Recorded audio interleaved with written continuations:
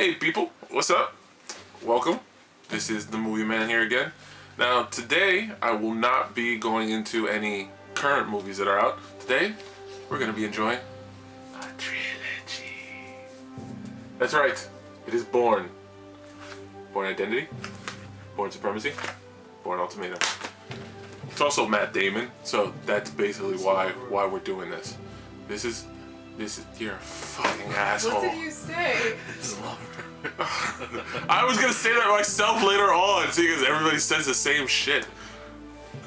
As you can hear in the background, that is one of the game reviewers deciding that he wants to interject because he is a jackass. Thank you, Lawrence. King of Monday. Now, let's go on and get back to what is one of my obsessions. This gentleman here, Matt Damon. You know, I've seen almost all his movies. If I can get the editor-in-chief of these things to scroll down a whole bunch of movies, it would be lovely. But the likelihood of that happening this early is slim to none, and none is closer. So we're gonna get into it a little quicker.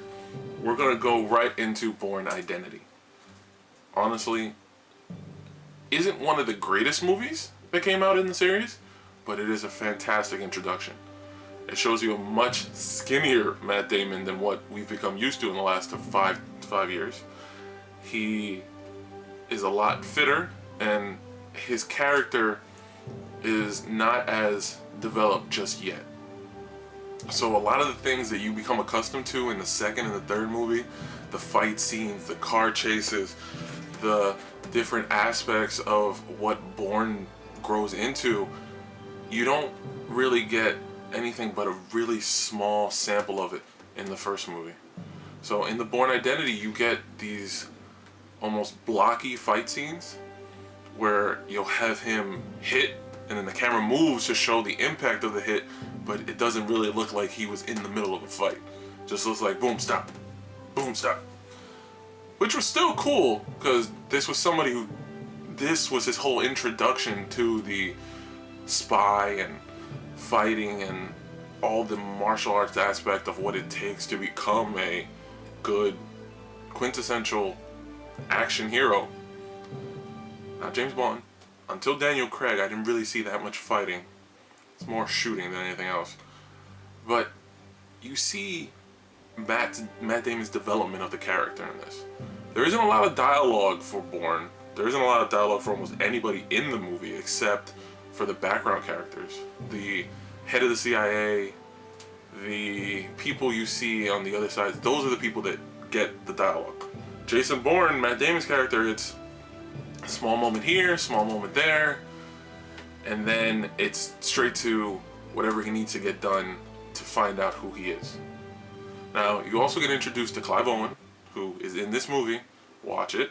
Look towards the very end. That last guy, the only spy in all three movies, the only asset in all three movies who actually speaks in great length, and by great length I mean 3 sentences.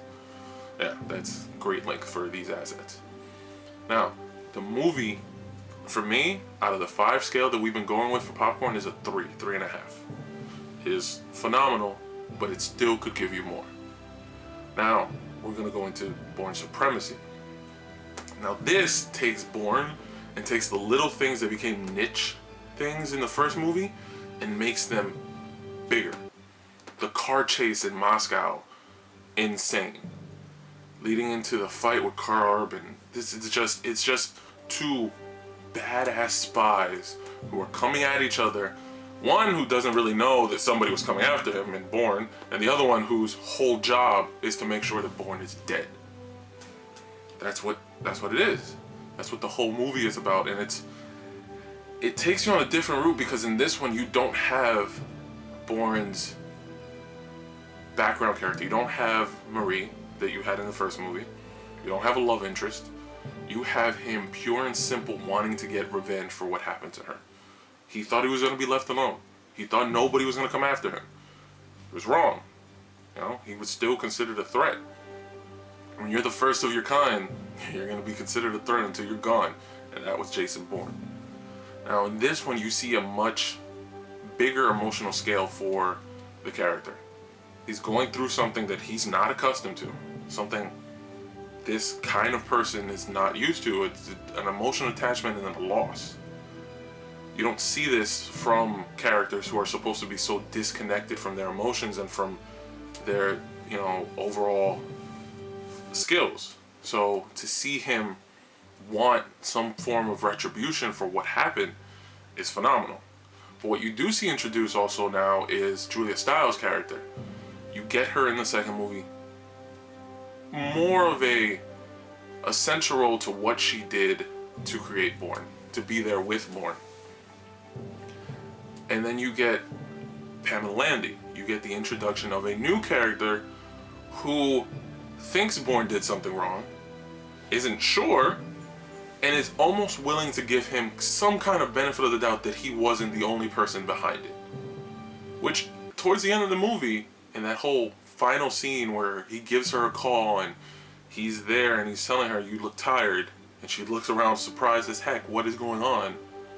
That shows you that she has a little belief that Bourne isn't as bad as everybody's making him out to be.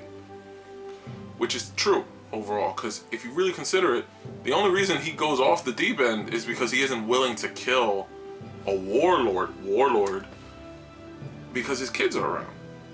So he has some good in him. He's just very good at being a kick-ass spy, though.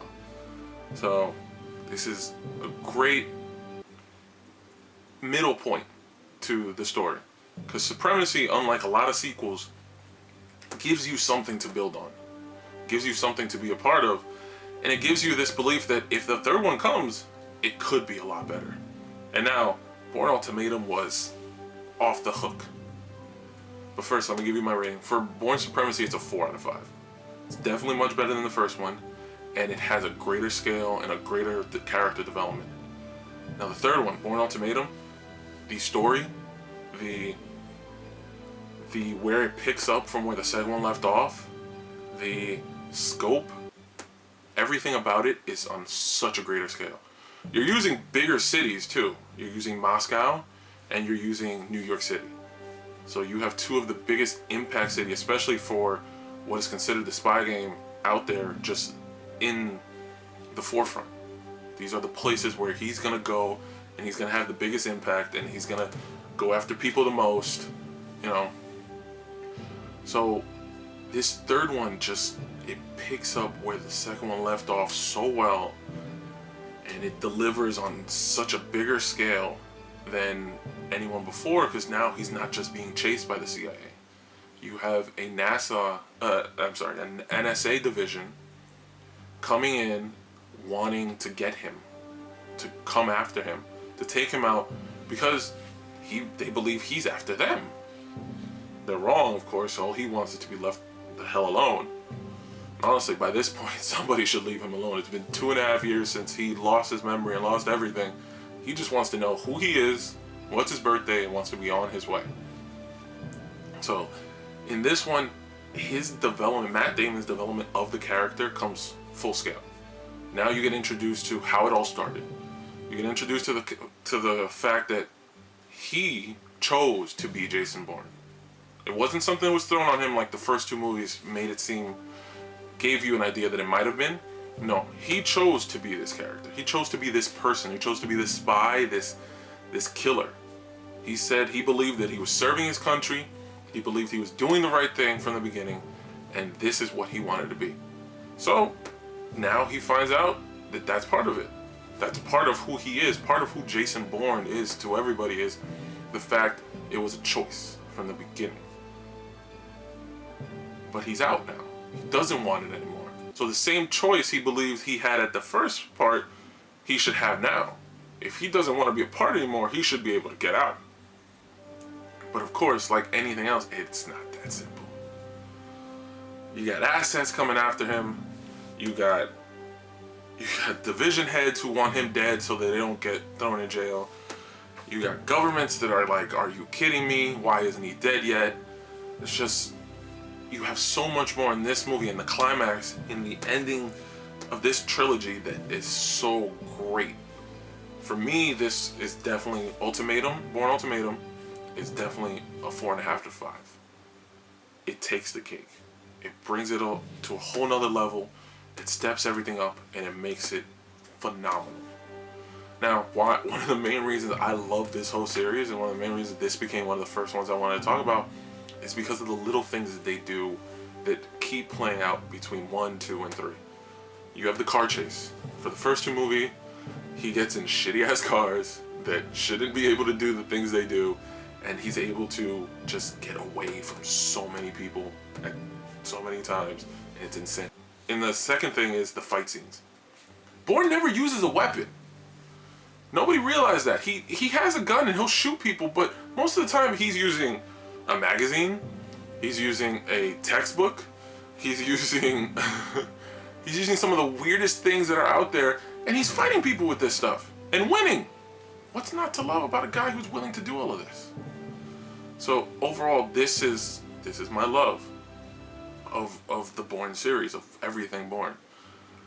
So, you know, I just wanted to introduce you guys. I hope you enjoyed. I hope you liked everything that's come about. And we'll be going into more detail later on. And I got another review coming for you. Hopefully at the same time as this one, but probably not. I don't think we can get it done. But Jupiter Ascending is on the way. Peace, y'all.